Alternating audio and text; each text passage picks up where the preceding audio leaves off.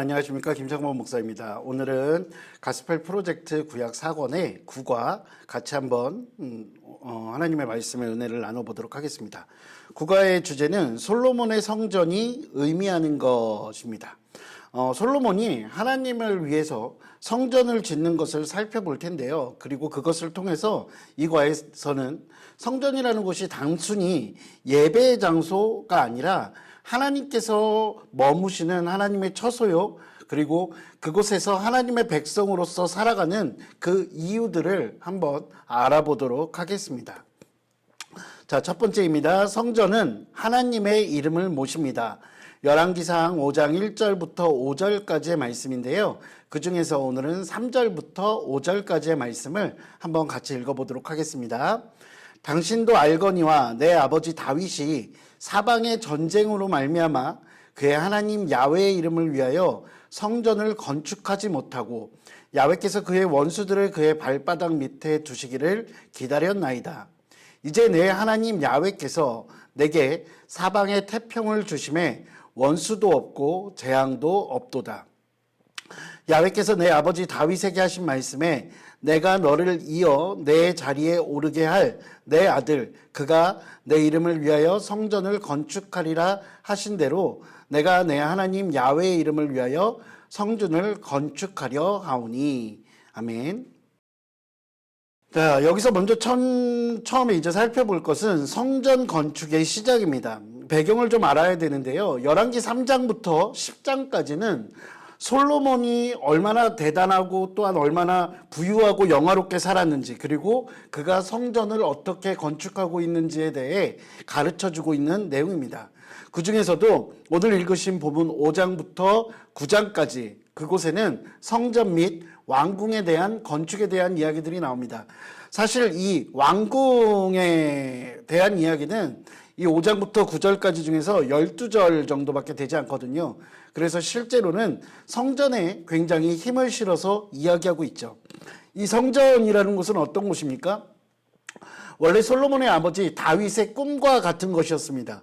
그러나 다윗이 그 성전을 건축하는 것에 대해서 하나님께서는 거절하셨고, 그리고 그것이 솔로몬 때에 와서 조금 더 그 왕권이 안정되었을 때 이제 그 성전 건축을 시작하고 있습니다. 그래서 두로왕 히람이 솔로몬의 즉위를 축하하는 그 축하사절단을 보냈을 때 성전 건축에 대한 어떤 조약들을 체결하는 장면들이 바로 오늘 함께 보신 장면입니다. 왜 성전 건축 조약을 맺을까요? 외국과 이방 나라와. 그것은 여러분들 성전하면 생각나는 나무가 하나 있죠. 그게 뭐죠? 백향목입니다. 백향목. 레바논의 백향목. 그 백향목을 수입하고 또한 그것을 이렇게 나무 목재로 만드는 기술들을 가지고 있었던 것이 바로 두로라는 나라였습니다. 그래서 그 두로의 왕 히람에게 이 모든 것들을 설명하며, 그리고 이제 그 성전 건축에 대한 조약들을 체결하는 장면이라고 할 수 있는데요. 그렇다면 솔로몬은 왜 성전 건축을 했을까요? 그 두로왕 히람에게 설명하는 내용들에 대해서 한번 살펴볼 수 있습니다. 첫 번째는 하나님에 대한 감사입니다. 솔로몬은 무엇에 대해 하나님께 감사했을까요? 말씀드렸던 것처럼 다윗의 시대도 물론 그 이스라엘이라는 나라가 융성했지만 솔로몬 시대에는 훨씬 더 안정적이고 평화가 유지되었습니다. 그렇게 솔로몬에게 그 이스라엘의 평화를 주신 하나님, 그 하나님에 대한 감사, 그 모든 이스라엘이 누렸던 영화가 솔로몬 자신의 능력이 아니라 하나님의 어떤 강권적이고 주권적인 역사하심이라는 그것에서 오는 감사함으로 성전을 건축하려고 하는 이유가 한 가지 있고요. 또 한 가지는 하나님께서 다윗에게 약속하셨습니다. 하나님께서 약속에게 너의 아들에게 분명히 그 성전을 건축하게 될 것이야 라고 말씀해 주신 그 약속을 성취하기 위해서라도 솔로몬은 성전을 건축해야 했습니다. 저는 이 부분을 보면서 그런 생각이 들었습니다. 하나님께서 우리에게 해주신 많은 약속들, 그 약속들을 우리는 성취해가는 사람들이 아닐까. 그리고 그 하나님께서 해주신 약속을 성취해가며 솔로몬처럼 하나님의 이름, 하나님의 영광을 높여드리는 삶을 살아야겠다라는 생각을 한번 해봅니다. 자, 두 번째입니다. 성전은 하나님의 임재가 있는 곳입니다. 본문은 열왕기상 8장 10절부터 14절까지인데 한번 같이 읽어보겠습니다. 제사장이 성소에서 나올 때 구름이 야훼의 성전에 가득하매 제사장이 그 구름으로 말미암아 능히 서서 섬기지 못하였으니 이는 야훼의 영광이 야훼의 성전에 가득함이었더라. 그때 솔로몬이 이르되 야훼께서 캄캄한 데 계시겠다 말씀하셨사오나 내가 참으로 주를 위하여 계실 성전을 건축하였사오니 주께서 영원히 계실 처소로소이다 하고 얼굴을 돌이켜 이스라엘의 온 회중을 위하여 축복하니 그때 이스라엘의 온 회중이 서 있더라. 아멘. 자, 오늘 이 지금 읽으신 본문은 성전 헌당식이라고 생각하시면 됩니다. 다윗의 염원이었던 성전 건축이 완료되었고 이제 이곳에서 헌당 예배를 드리는 장면과 하나님의 언약궤, 그 언약궤를 옮기는 장면이라고 생각하시면 되는데요. 이 성전이라는 것은 하나님의 처소와 임재라는 의미가 굉장히 중요합니다. 열왕기상 6장 11절부터 13절에 보면 야훼의 말씀이 솔로몬에게 임하여 이르시되 내가 지금 이 성전을 건축하니 내가 만일 내 법도를 따르며 내 율례를 행하며 내 모든 계명을 지켜 그대로 행하면 내가 내 아버지 다윗에게 한 말을 내게 확실히 이룰 것이요 내가 또한 이스라엘 자손 가운데에 거하며 내 백성 이스라엘을 버리지 아니하리라 하셨더라. 열왕기상 6장 11절에서 13절 말씀입니다. 여기서 중요한 것은 여러분들이 보시는 거기 영상에서 두 번째 줄 밑에서 보면 내가 또한 이스라엘 자손 가운데 거하며입니다. 오늘 하나님께서는 이스라엘 자손들과 함께 하시기 원하십니다. 이것이 바로 하나님의 임재라는 것이죠. 사실 성막이라는 성소에서 성전으로 이제 하나님의 처소가 옮겨지잖아요. 그것은 어떻게 보면 신학적으로는 굉장히 위험한 시도라고 할 수 있습니다. 하나님의 처소가 임시적인 어떤 그런 처소에서 영구적인 처소로 옮긴다라는 의미인데 하나님께서는 그 누구에게도 영구적인 처소를 요구하지 않으셨습니다. 그저 하나님의 백성들과 함께 살겠다라고 약속하셨던 거죠. 하나님은 사실 장소에 묶이시는 분이 아니거든요. 하나님의 뜻에 순종하는 그 사람들과 함께 하시는 분이라는 것을 우리는 기억해야 합니다. 하나님을 잘 섬기고 하나님의 뜻에 순종하는 사람들과 함께 하심, 이것을 우리는 하나님의 임재라고 말씀드릴 수 있습니다. 그래서 성전의 구약적인 의미는 장소지만 예수님 이후에 성전의 의미는 바로 하나님이 임재하시는 성전, 바로 우리가 되는 것입니다. 장소가 아니라 저와 여러분들이 하나님께서 함께 하시는, 임재하시는 성전의 모습으로 살아가야 한다는 것이죠. 다음입니다. 성전은 하나님이 사역하시는 곳입니다. 열왕기상 8장 54절부터 61절 중에서 오늘은 57절부터 60절까지를 함께 읽어보도록 하겠습니다.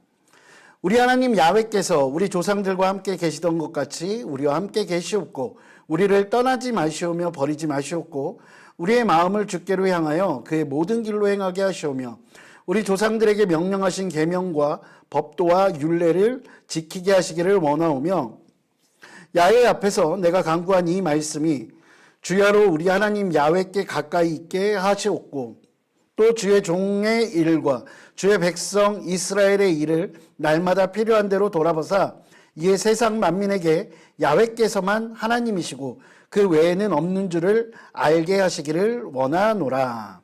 아멘. 자, 여기서는 어떤 것이냐면 성전을 헌당하는 예배가 계속되어질 때 이제 솔로몬이 기도를 하기 시작합니다. 그 기도의 내용들인데 이 중에서 다윗과의 하나님의 그 약속을 지켜달라는 간구로 시작해서요. 이스라엘 백성들을 위한 7가지 간구가 계속해서 이어집니다. 여러분들이 본문을 잘 읽어보시면 알겠지만 정의를 실현해달라, 전쟁에서 보호해달라, 은혜의 비를 내려달라, 이런 아주 사소한 것에서부터 중대한 일에 이르기까지 하나님께 7가지에 대해서 강구하고 있습니다. 그리고 난 이후에 이스라엘 백성들을 축복하는 장면들이 이제 나오게 되는 것입니다. 그런데 재밌는 것이 한 가지 있습니다. 분명 솔로몬이 기도할 때 처음에 시작은 하나님 앞에 서서 기도하기 시작했었거든요. 그런데 본문 54절을 시작할 때는 솔로몬이 하나님 앞에 무릎을 꿇습니다. 하나님 앞에 기도하며 간구하는 그 앞에서 솔로몬은 하나님 앞에 무릎 꿇는 것입니다. 무릎 꿇는다는 것이 어떤 의미일까요? 하나님 앞에 온전히 복종하는 모습으로, 그 모습으로 나아가 하나님의 백성들, 이스라엘 백성들을 축복하는 모습이 담겨 있는 것입니다. 오늘 본문을 보면 이제 솔로몬의 축복들이 나오는데 첫 번째는 뭐냐면 하나님의 임재하심입니다.